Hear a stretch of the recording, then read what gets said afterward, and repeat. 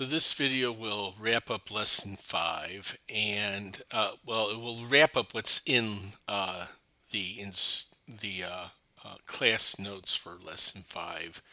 But I'll have another video after this where I want to talk about two other relationships that are very infrequent, but every now and then I have a student that actually wants to include something like it in their project. So it'll be a little bit extra. It's not documented here. It's actually documented in one of the reference, and they're what's called self relationships. But right now I just want to get through L05, um, talk about some of the other insights into subject relationships and some of the other things that we'll see in the other lessons that we have to come yet that will impact them. So, what I want to start with is I want to go back to junction relationships. There's something I really should have pointed out in that video, but it's okay for me to do it now. Um, a lot of times, that junction table that you create, it isn't just about bringing the two master relationships together, information from the master tables together and forming a relationship, a many may between the two master relationships it's related to. It by itself could have meaning. In other words, it could be another subject really in your database. And truth, that's true for almost every table except for category tables. They're all really subjects to some extent, but especially junction tables could actually become a major subject of your database. And I'll give you an example. In this one with contact and event, all we're doing really is forming a thing where we have instances of contacts for a type of event. All right. And so you can kind of think of that as maybe being an event instance table. But let's say we had something like maybe courses. Maybe we're doing one for a university. So I've got courses and I've got students. And students have to take certain courses, and courses could have multiple students in it. So I'd put a junction table together that brings together the students' record and the courses that they have to take. Now, think about that. What kind of information would I want to store about the student and the courses that they've taken? Well, their final grade, right? The final grade that they got in the class. Um, there could be information about their attendance. There could be information about their overall score in the class. Uh, we might, we could actually have a lot of information just about them having taken that class. Uh, when you think about that, then I could have that table that I've created actually becomes a transcript because I'll have a record in there for every course that a student took. Plus, I'll have courses that all the students had taken. So then later on, I could go back and I could do a query on it and say, bring back all the information for a certain student. I basically generate their transcript then. So that table really serves to be a transcript of all the students and all the courses that were done and how it turned out. Now, you might be thinking to yourself, sometimes I could take the same course twice. Well, there's several ways to deal with that. One would be that I have a course table and I have a supplement off of that that has classes, which would be incidents of that class. So I'd have a one to many. And then I could use that supplement table, the class basically, to be part of the many to many. So I would have a many to many between the class and the students that I have. So students in a class. So I could have a course to classes and then classes and students to form a record basically. And of course I would have multiple classes for the same course show up in that junction table. And then conversely, let's say we even want to go further. We could use this as the master to another subject relationship. Maybe we have something about the assignments. There's multiple assignments for a student taking a class. See where I'm going? It could get really hairy at times. I mean, it could get really deep, your relationships. Now, For the first project, I'm not going to expect you to do anything deep in relationships. In fact, everything we've seen so far has really been at the same level of relationship. All right, when we get to lesson 7, I will actually show you an example of a database that has multiple levels. In other words, a relationship, we have a master child relationship, and then the children are masters to other children, and so on and so on. That's sometimes called a one to many to many situation. It's not a different kind of relationship, it's just a cascading of relationships. And again, we will see that. But for the purpose of what I was trying to get across here is that sometimes a table that looks like it's a child table for all intents and purposes could also be a master table to another relationship. And oh, by the way, we're going to find out much later in the class, but like our categories, for instance, could be subcategories. We may have a category table that leads to another category table that finally is used to categorize a relationship. Uh, think about things like countries and regions. We have a country can have multiple regions, and then the regions would themselves be the thing that classifies the record, but it basically brings together two levels of categories, the country and its region.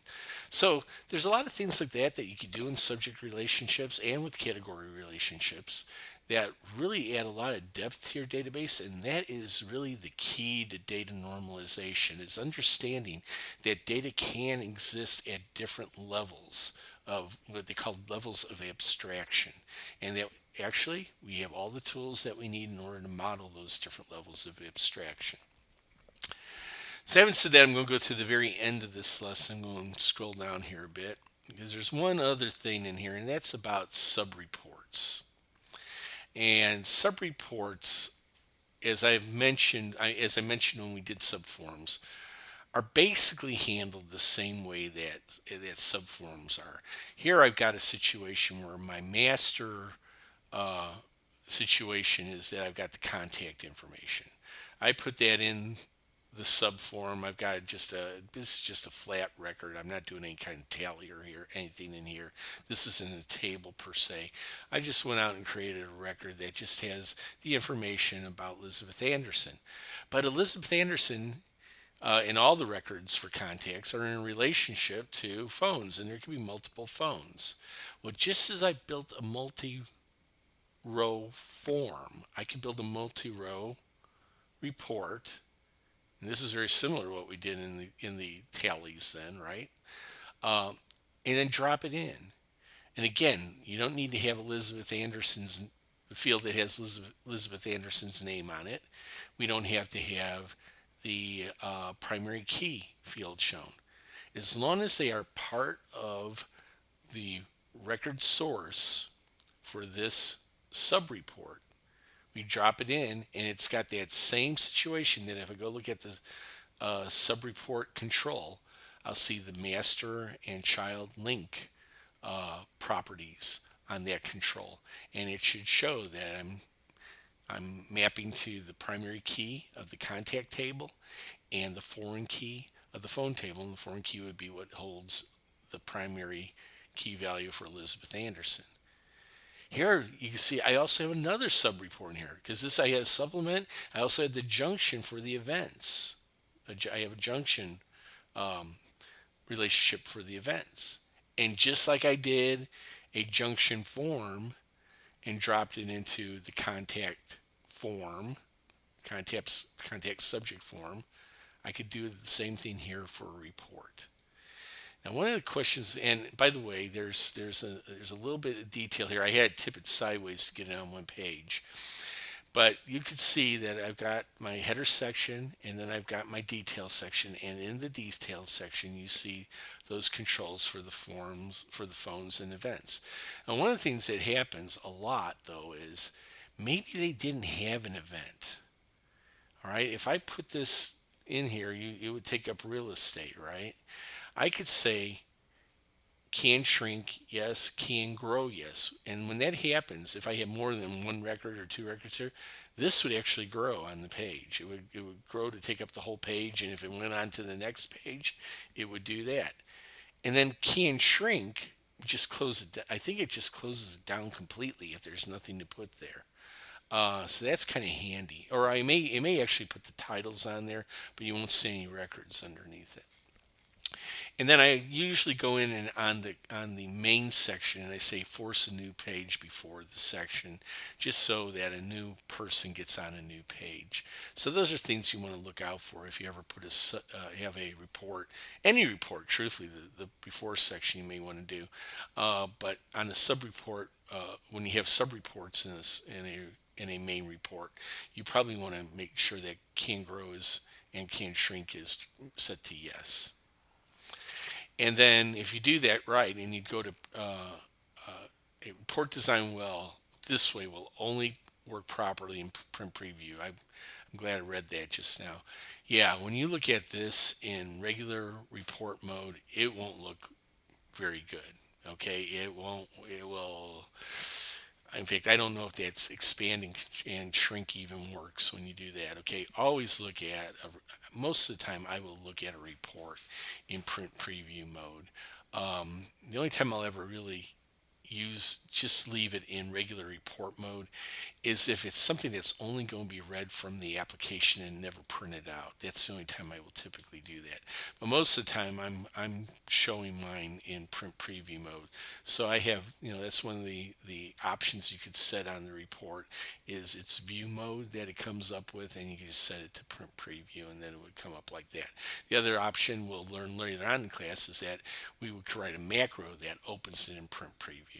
So I would do it that way. I would just leave it at its default view mode, and then later on we'll have a button that we click, and we could say open it in print preview. If we've overridden that with the property on the form, then it won't open properly.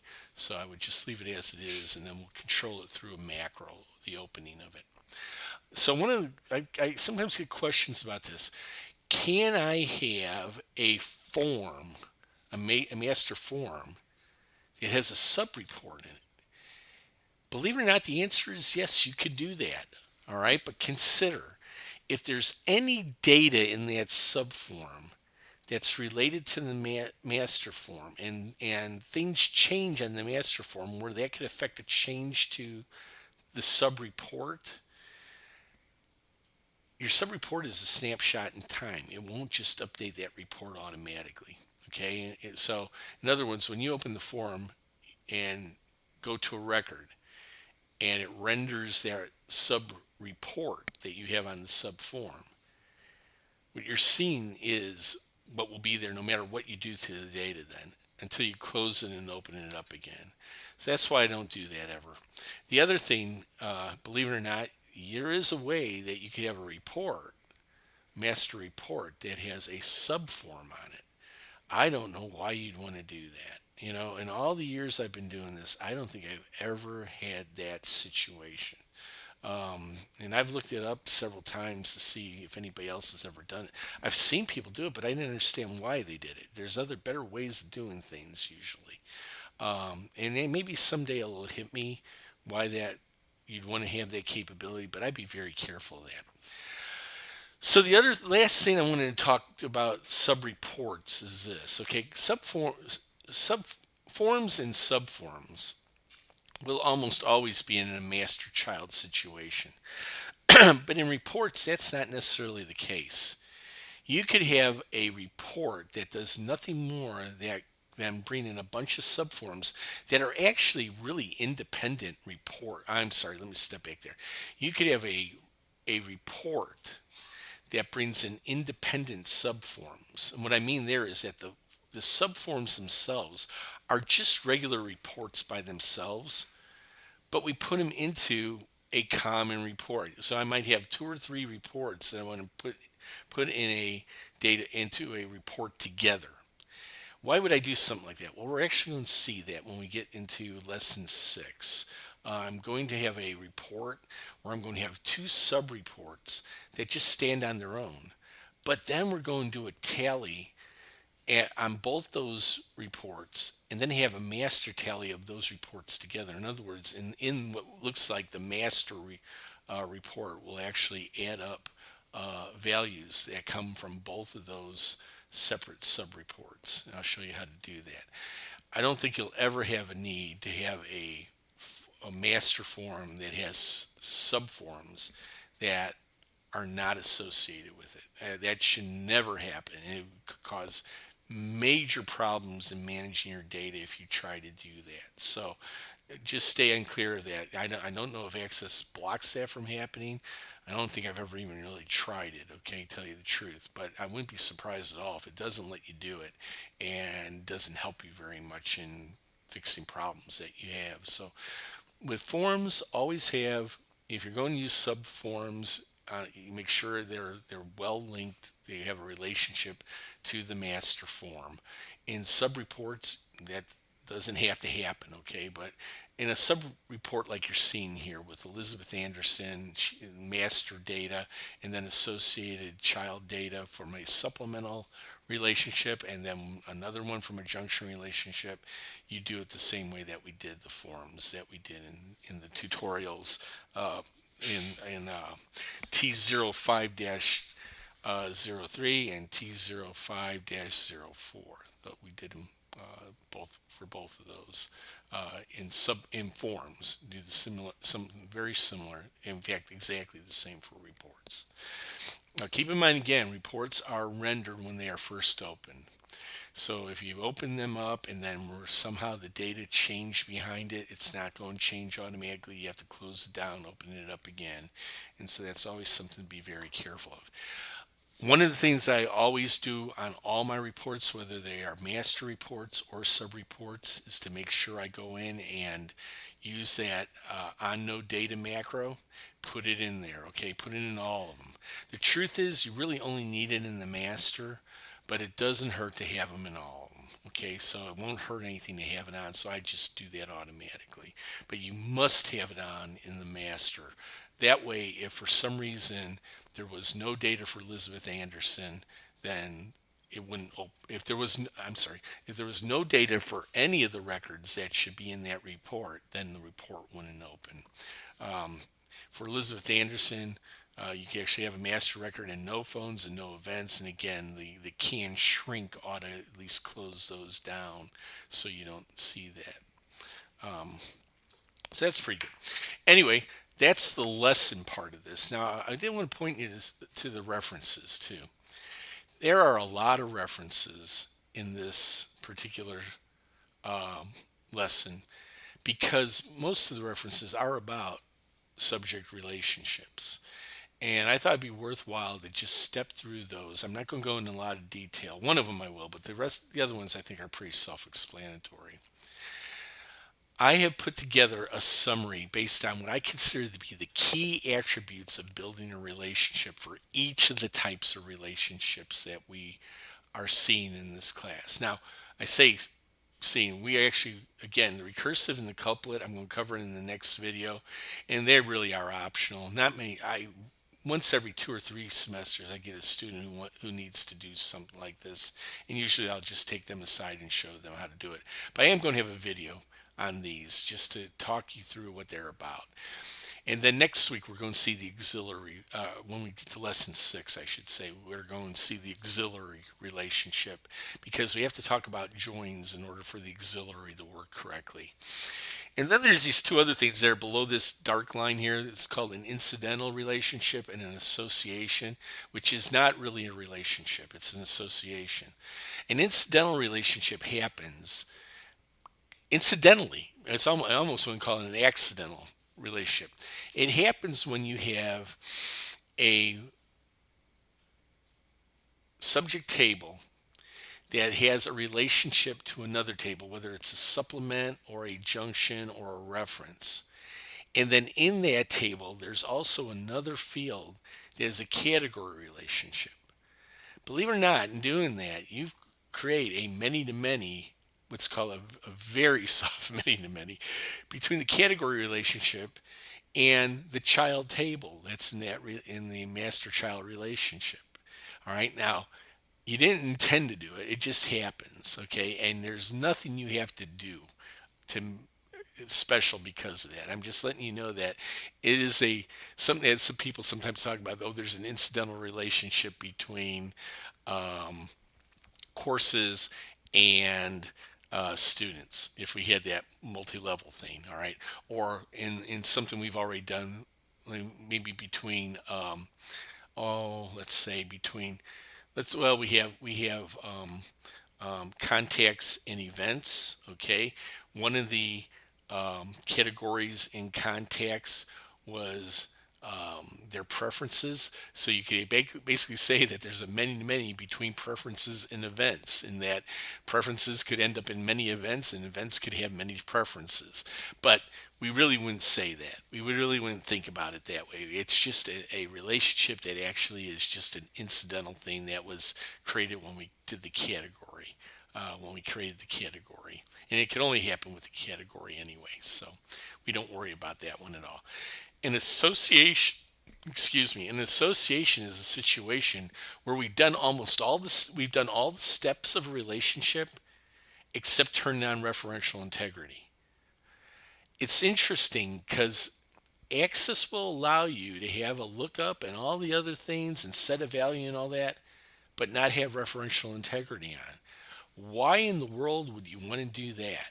Well, turns out your tables, you may not own them. It could be something that you're linked to in a different database, and that person doesn't want you to be able to do a cascade update or a cascade delete on any of their records. So in that case, we have to not turn on referential integrity. We could still utilize the values that could be coming in from other tables, or the other table could use values that we are sending it. But that doesn't mean there's going to be a relationship that if I ever change my values, it changes there or vice versa. Okay, and that's just called an association when we do that.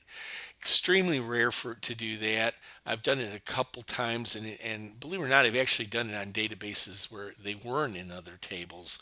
I had a situation once where I wanted to allow orphan records. In other words, a master record could go away, but I didn't want the children records to go away. And again, an incredibly rare situation. But in that case, I didn't set a referential integrity, but I allowed it to have all the similar operations that you could have in a lookup.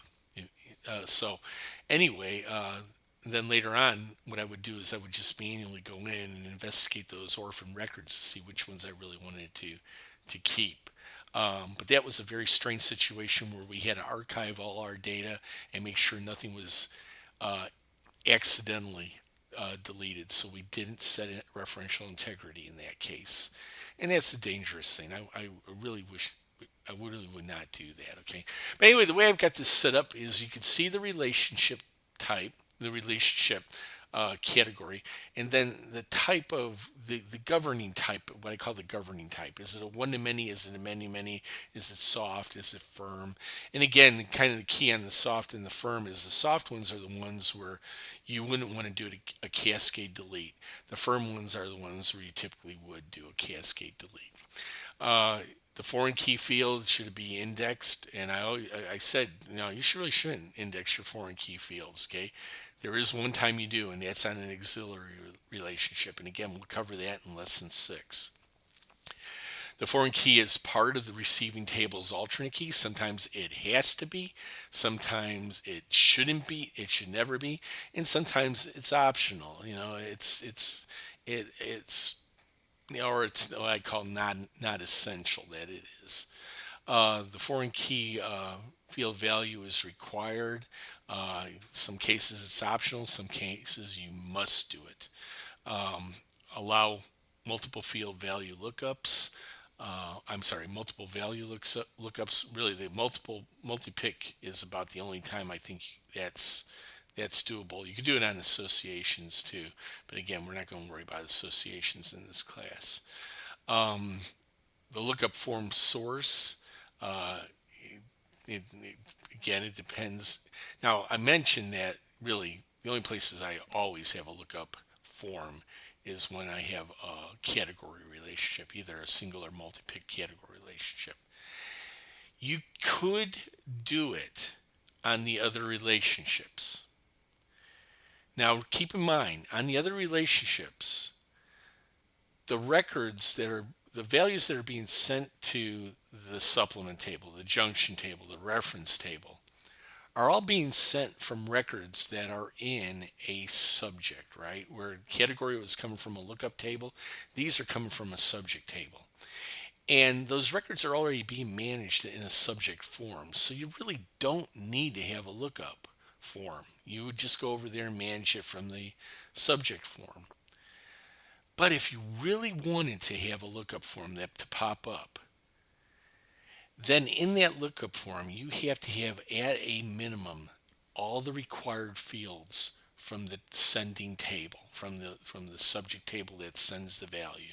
You have to obviously you have to have the primary key in the background somewhere. All right, you do it just like any other lookup table that we've done, where the primary key is the thing that's bound, and you keep it zero length because you want people to see it.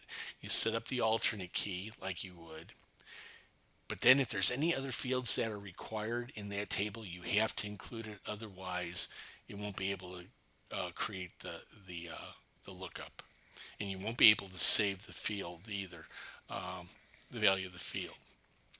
So I would highly recommend not doing a lookup table on anything except the category relationships, the category lookups, I should say. Okay. Limit to list, yeah, I set those all for you anyway. Yeah, you always limit to list, except again in an association, you don't have to. Association, that's another thing they're good for, is that say I have a list of things to pick from, but I want them to be able to type in something else that isn't in that list. You could do that with an association, all right? But again, use it sparingly. I would rather they use a lookup form and go back, or the subject form and go back and add the thing so that it is in the list. But that is yet another way to do it. Referential integrity, always turn it on again for everything except an association.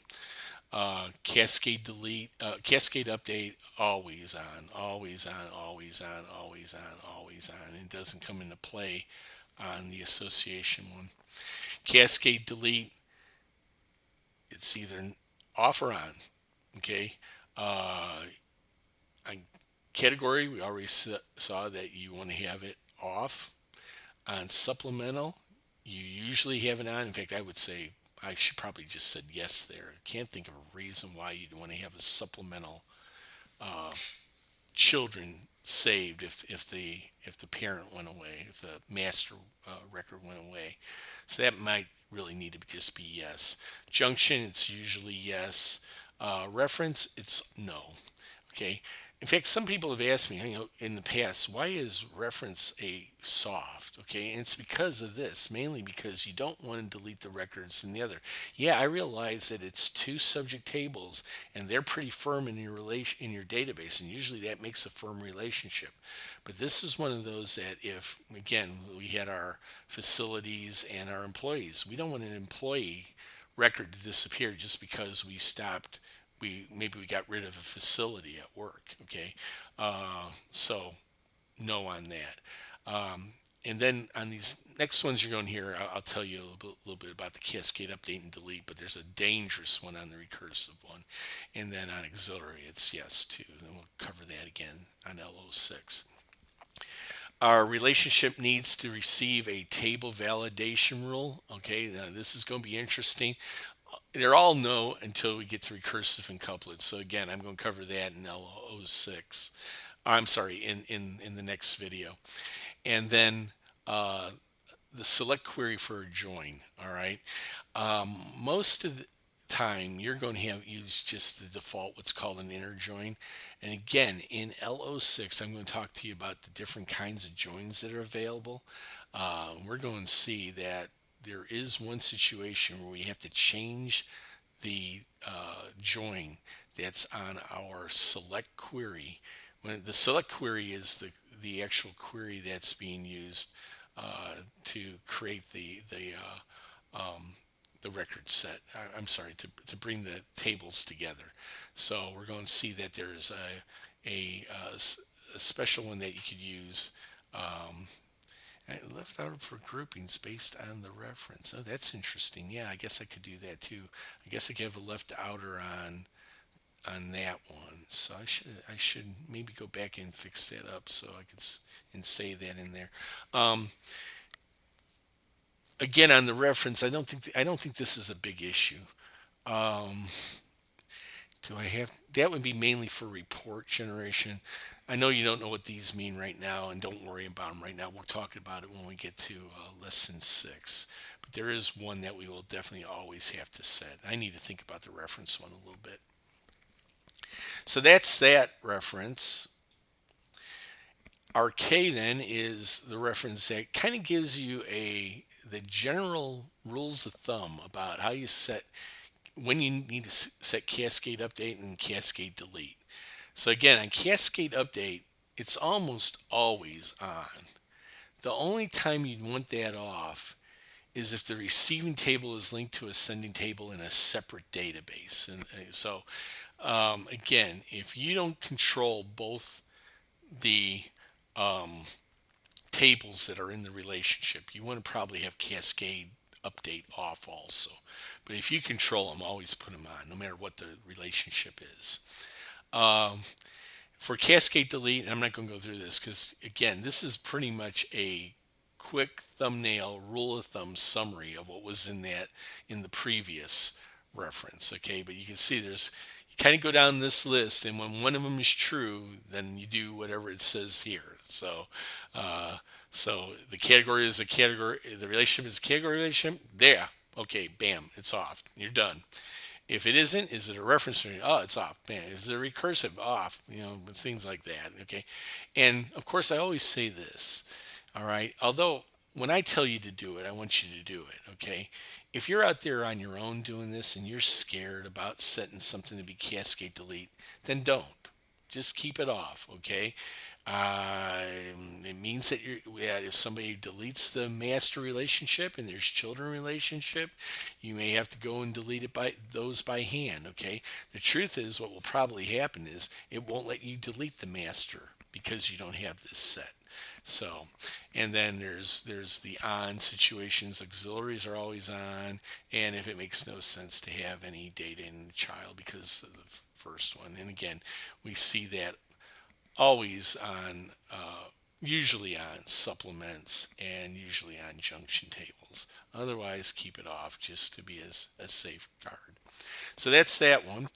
Now, another one I have in here is a the tips about how to use the data sheet with relationships. And again, if you watch the videos, I showed you in detail how to do this, so I'm not going to go through this. But you might want to look through this, see, just as a reminder of how to do it, how to do a sub-data sheet link and all that. The one thing I don't think I showed in there is that there's actually a way that you could expand them all and collapse them all, and there they are to do that right here. Okay? And then there is what I call a general procedure for building relationships and access. This works for every relationship that you could do. It's almost a checklist.